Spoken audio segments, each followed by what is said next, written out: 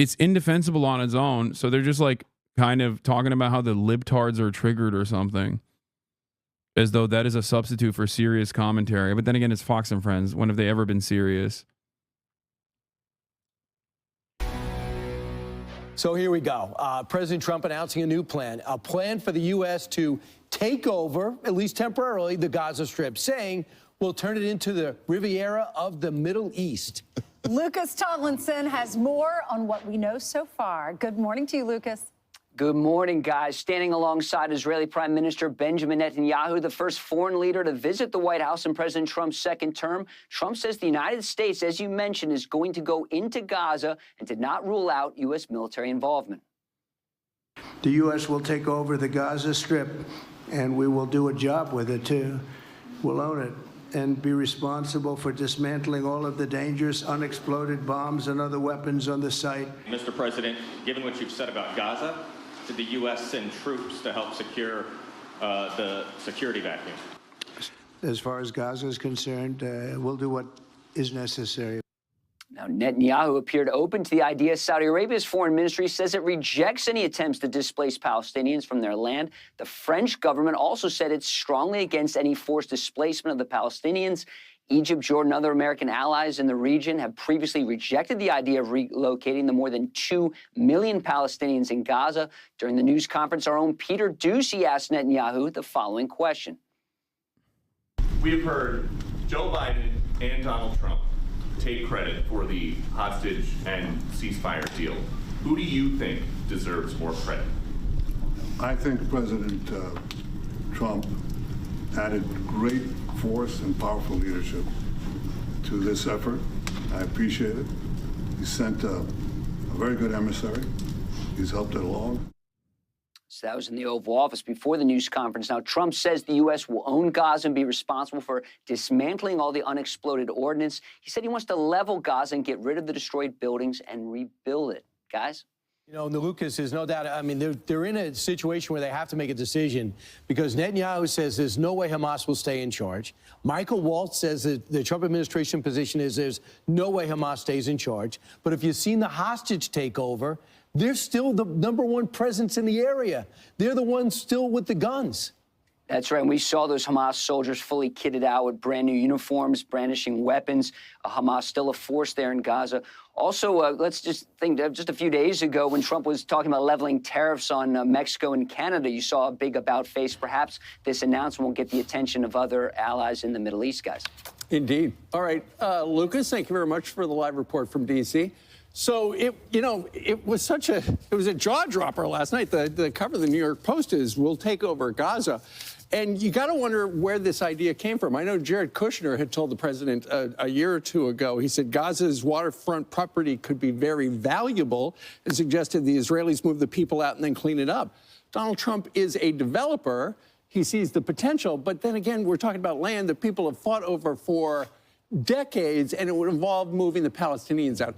It looks like Trump and Netanyahu discussed it, but they didn't really talk to the other side because, as Lucas detailed, some of the other sides involved, like Hamas, has said no. The no's so far that I just was reading about in the Times of Israel, Egypt is a no, Hamas is a no, Saudi Arabia is a no, and China is a no. And there's an op-ed in the Times of Israel right now that says the Gaza plan won't happen, but could shake up the region because new ideas are needed. This might spark more viable solutions. And that's what Donald Trump said yesterday. We need new ideas. Well, I think it's going to force the Muslim world to find a solution as well. I think it's going to give the president a lot of leverage. Something has to give. And I don't know if this is the solution, but I tweeted out last night, let me just sleep on this. Let me just sleep on this. I think so often when the president puts a radical idea out there to change the conversation around the issue, people just freak out. And that's what the media did last night. If America looked like Gaza, I would consider leaving if, if I had to live in those conditions. Exactly. I mean, every time we show video of it, I'm like, I cannot believe people live like this because we're so blessed and fortunate right. here It's like in America. California. It's like the wildfires, but eventually people want to go back, and that's the problem. But and that's a little different because it's so gorgeous in California. You do have to risk the wildfire, especially if you're not going to get insurance for it. But when you look at the video of Gaza, that is no place I would ever want to go or visit. And he says he's not specifying where this new land for Gazans might be. But he said, you know, why not? I mean, you don't have to leave, I guess, if you don't want to. But if you have the opportunity for economic development and supplied unlimited number of jobs and housing and a good, fresh, beautiful piece of land, like he calls it. Israel is a natural disaster, according to Fox. Israel is a natural disaster, according to liberals, too, and the way that they presented it for the longest time. But also on top of that, I mean, we're talking about mass ethnic displacement, okay? It's ethnic cleansing. It's the final solution. They're going to take 1.8 million Palestinians, which, by the way, is also a really devastating number because, as far as I understand, pre-October 7, the number of Palestinians that resided in Gaza was 2.3 by conservative estimates, all the way up to 2.5 is what I've seen, okay? So that would mean if there's 1.8 million Palestinians, that means the number of the dead and displaced is significantly higher than what we have seen thus far, okay? What we've heard thus far. If it goes from 2.3 to 1.8, that's not 40,000, 50,000 people, okay? That's number one. Number two, the further displacement of the remaining 1.8 million civilians is insane. I mean, it's just the final solution. This is stuff that you read in history books and looked at and went, wow, how cruel. How could people be on board with this? And here you are watching exactly how people can be on board with it.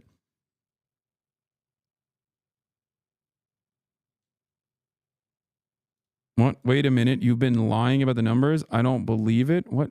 I've been lying about the numbers. What?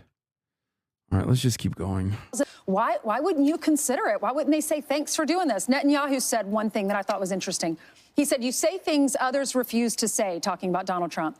And after the jaws drop, people scratch their heads and they say, you know, true. He's right. Just knowing a little bit of the history, you had the Palestinians in Jordan. And they that chatter added me, but he was, I think, talking about the mainstream narrative, like that they've been lying about it. They created havoc. They threw him out. They were in Lebanon. They were creating havoc. They tossed him out. They were in Egypt in the 1920s, and they basically gave birth to what we now know as Al-Qaeda. That's Hamas is a division of that. They got tossed out. So they became Israel's problem, and we know about the Balfour Agreement. So now they had in the Oslo situation, they said, what if we gave you Gaza and West Bank? And Clinton said, we build a bridge, both of them. That'll be your state. Yasser Arafat essentially said, yeah, if I do that, they'll kill me because we basically want all of Israel. So if you want all of Israel, that's not and you how said that there's going to be many more October 7th. I didn't really think that there would be. I did not think that there would be an even more wrong approach to this. Okay. And here we are.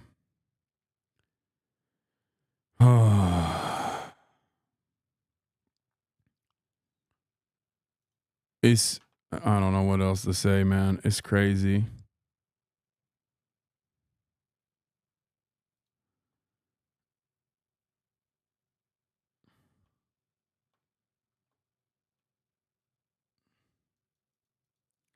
Why do you repeat the 40K so many times when it had come out in last December and medical orgs estimated since then 200K? At this point, repeating that number is genocide denialism akin to doing so with the Holocaust? No. The 40,000 number, as I have stated time and time again, is and it's larger than that. I think it's like 50,000 now, is the number that the Palestinian Health Ministry has given, okay? And that number in and of itself is not even the total number of death. A lot of people, I think, 60,000. Okay. It's 61,000 from the health ministry now. Okay. Understand something. That number, that 61,000 number, is not the total number of the dead. That 61,000 number is the total number that was killed by direct Israeli gunfire or direct Israeli bombs. There are still thousands of people that are under the rubble and no one has been identified. There are still a 10x number most likely that will die as a direct consequence of and has died as a direct consequence of the medical infrastructure being destroyed, as a direct consequence of other issues such as famine, cholera, and the spread of diseases that happen because, one, there is no medical infrastructure because it's been deliberately destroyed by Israel, and two, because people have no access to medicine in general, okay, because their aid is being limited. So the Lancet study estimations that came out last year that said the number currently, the official number at the time was, I think, 40,000, but the number of dead by the end of this process will be far larger than that, was an estimation judging by previous instances of sieges, war, and ethnic cleansing campaigns. Okay? There are plenty of people who die not on a hospital bed by direct gunfire from Israeli soldiers that are not recovered by the Palestinian Health Ministry.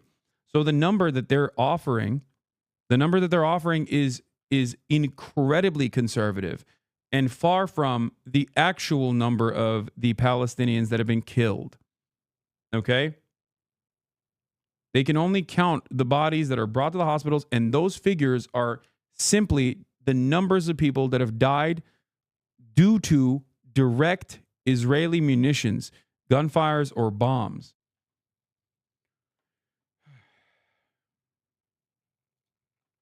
And you rocket to Israel every single day.